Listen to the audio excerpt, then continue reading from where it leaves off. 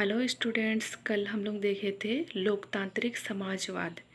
तो लोकतांत्रिक समाजवाद के कल हम लोग अर्थ, परिभाषा और उसके प्रमुख सिद्धांतों के बारे में चर्चा कर चुके हैं। तो उसी को आगे बढ़ाते हुए नेक्स्ट पॉइंट हम लोग देखेंगे, सामाजिक स्वामित्व में आस्था। तो लोकतांत्रिक समाजवाद भूमि, खनिज, संपदा एवं उद्योग धंधों पर संपूर्ण समाज का स्वामित्व चाहता है। अगर इसको दूसरे शब्दों में देखें तो उनका मानना है कि उद्योग चाहे सार्वजनिक क्षेत्र में हो या निजी क्षेत्र में, उन पर नियंत्रण की व्यवस्था राज्य के निर्देश अनुसार होनी चाहिए और कुछ का संचालन लाभ प्राप्ति के लिए नहीं बल्कि सामाजिक हित की दृष्टि से किया जाना चाहिए। नेक्स्ट 7 पॉइंट है, निजी संपत्ति को समाप्त करने के स्थान पर सीमित करने का समर्थन।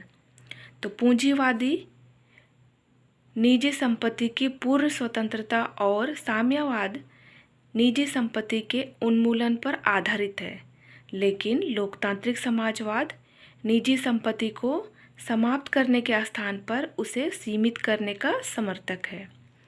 उनके अनुसार जितने भी बड़े बड़े उद्योग धंधों पर अंतिम नियंत्रण राज्य का होना चाहिए, निजी उद्योगपतियों एवं पूंजीपतियों का नहीं।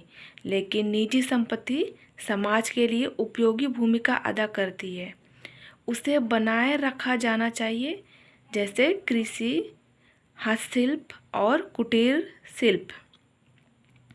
नेक्स्ट पॉइंट है, 2 कल्याणकारी राज्यों की स्थापना पर बल।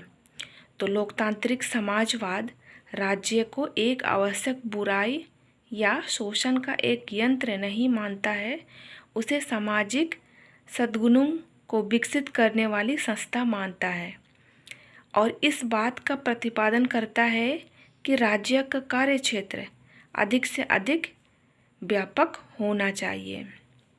नेक्स्ट पॉइंट है, समाज में परिवर्तन शांति से ही संभव है। तो लोकतांत्रिक समाजवाद समाज में परिवर्तन के लिए साम्यवाद की तरह क्रांति को आवश्यक नहीं मानता, बल्कि शांतिपूर्ण साधनों से ही समाज में परिवर्तन लाने का समर्थक है। नेक्स्ट पॉइंट है, मानवतावाद और विश्व शांति की धारा में विश्वास। लोकतांत्रिक समाजवाद किसी एक राज्य की विचारधारा नहीं बल्कि समस्त मानवतावाद की विचारधारा है।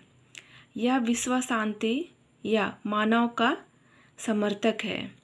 यह विचारधारा मानती है कि विभिन्न राज्यों के अलग अलग विरोधी व्यवस्थाएं हो सकती है, लेकिन आवश्यकता है उनमें सामंजस्य करने की, ना कि साम्यवाद युद्ध की। ये तो था लोकतांत्रिक समाजवाद के सिद्धांत। अब आगे हम लोग आलोचनाएं देखेंगे। तो यदि एक ओर लोकतांत्रिक समाजवादी सबसे अधिक उपयोगी एवं व्यवहारिक विचारधारा बताया जाता है, तो दूसरी ओर इसके आलोचकों के भी कमी नहीं है।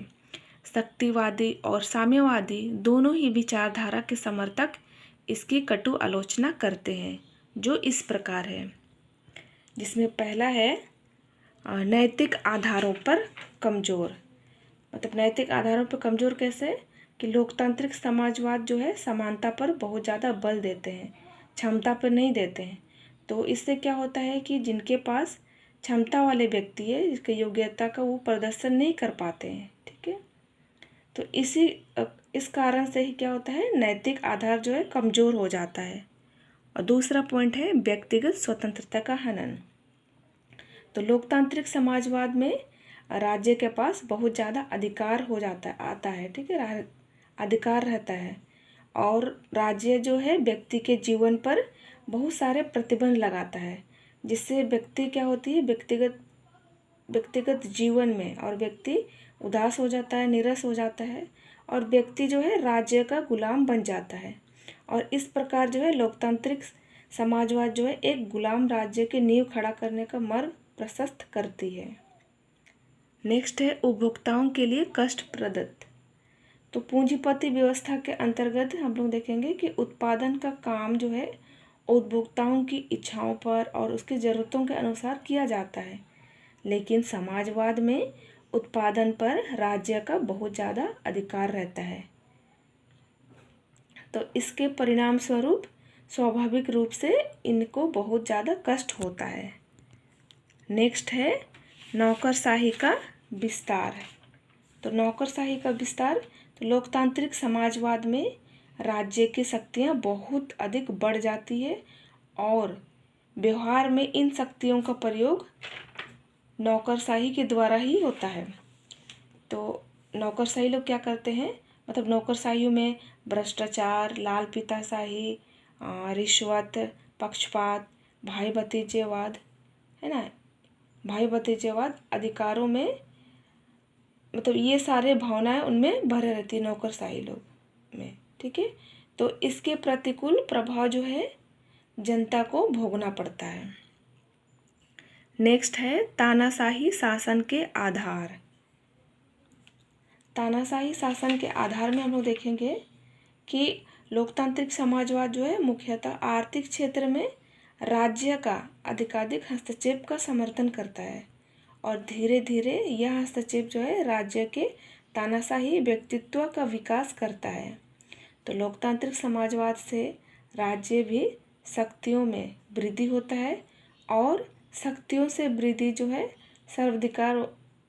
सर्वाधिकार का अग्रसर होता है। नेक्स्ट है निष्कर्ष। तो इस प्रकार हम लोग देखते हैं कि लोकतांत्रिक समाजवाद में गुण और दोष दोनों पाए जाते हैं, फिर भी यह स्वीकार करना होगा कि यह श्रेष्ठ एवं गतिशील विचारधारा है। यह मार्क्स और लेनिन की भांति कट्टर राजनीतिक दर्शन नहीं है। यह लोकतांत्रिक समाजवाद दोनों गुणों का समन्वय करके एक ऐसी व्यवहारिक प्रस्तुत करता है जिसमें समाज के विभिन्न वर्गों को न्याय मिल सके और व्यक्ति को बलिदान किए बिना समाज और व्यक्ति का उत्थान किया जा सके। तो लोकतांत्रिक समाजवाद के जो दोष बताए गए हैं वे वास्तव में इस विचारधारा के दोष नहीं हैं, बल्कि मानवीय व्यवहार और चरित्र और हमारे जीवन व्यवस्था के दोष हैं जिन्हें शिक्षा, जनमत के विकास, नैतिकता के उत्थान तथा प्रशासनिक कुशलता के आधार पर दूर किया जा सकता है। तो आज का अनुभव यह है कि ना तो उदारवादी दर्शन मनुष्य की भलाई और विकास में योगदान करने में सक्षम हो सकता है और ना ही कट्टरवादी समाजवादी दर्शन समाज के सभी पक्षों के विकास में योगदान दे सकता है। तो लोकतांत्रिक समाजवाद दोनों के बीच का मार्ग अपनाकर एक काफ़ी उपयोगी और व्यवहारिक दर्शन प्रस्तुत करता है और आज विश्व के अधिकांश देशों में इस विचारधारा का सफल प्रयोग चल रहा है।